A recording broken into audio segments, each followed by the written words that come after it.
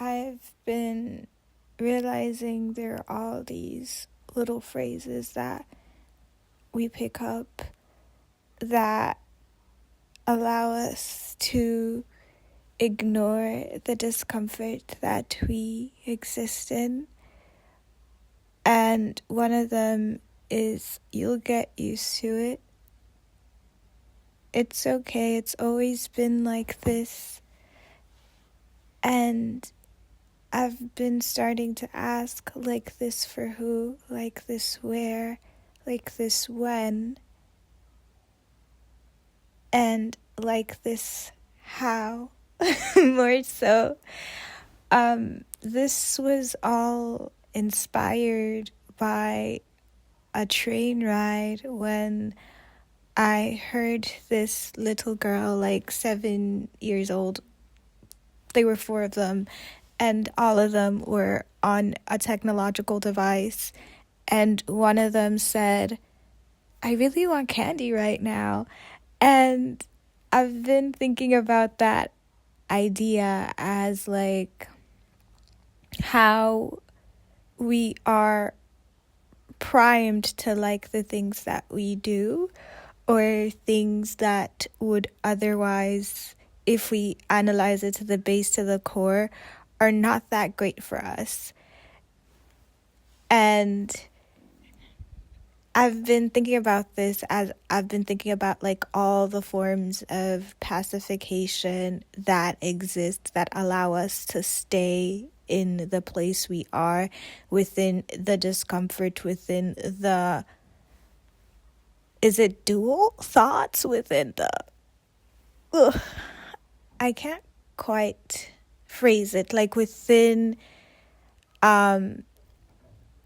it's like a brain battle of, you know what is right, you know what is required to go forward, but you still choose this thing that you have relied upon and has worked. Like, you know, there is friction, yes, friction between what you want and how and where you are. Like, you know, there's friction between those two ideas, or what you see in the world versus how you're contributing to it. And you know there's friction between those two ideas, but we once again say, you'll get used to it.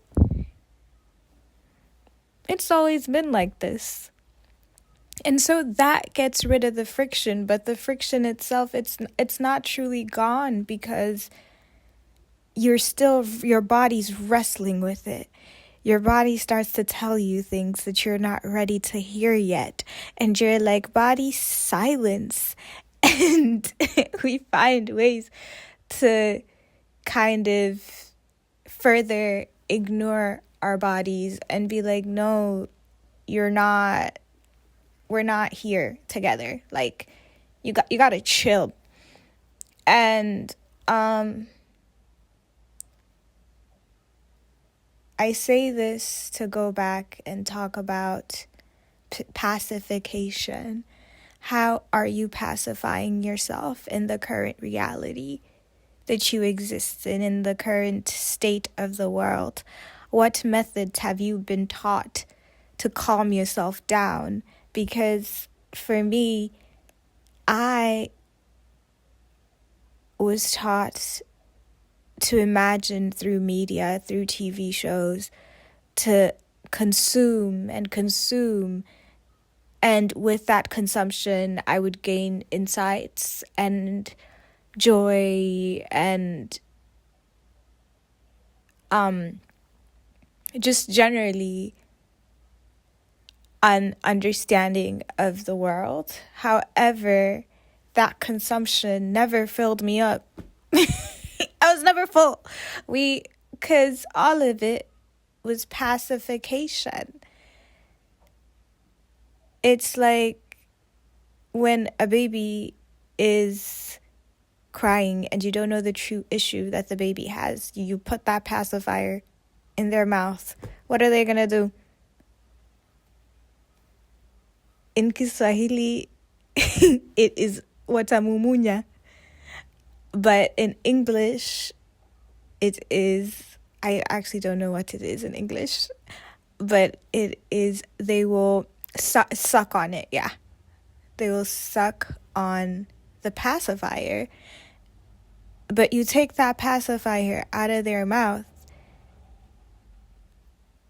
Imagine this like as a show is ending, then reality sets in. Reality sets in. And the contradictions start again. So you have to keep putting the pacifier in the mouth, constantly pacify and not get to the root of the issue. And that has been a thought that has been circling my brain. Like, what is a root? What is the truth that I can no longer hide from? What are these?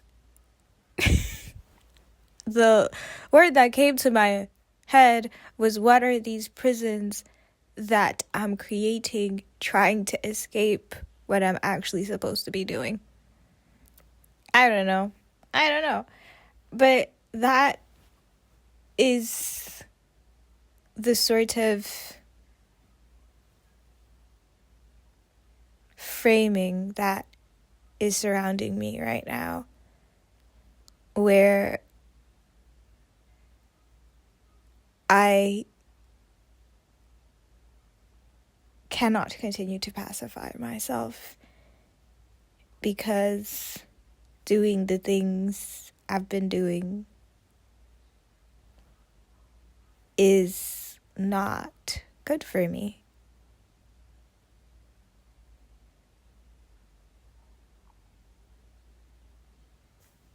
And now it's the what's next? It's how my brain thinks about it, like, what's next? But the first step to take out the intoxication is to look within and reflect and see that you have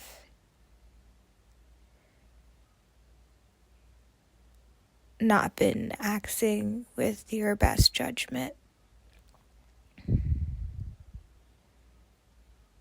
And that's painful. But you can let it go. It's a moving pain that you have to allow to just go through your body, to enter and be heard.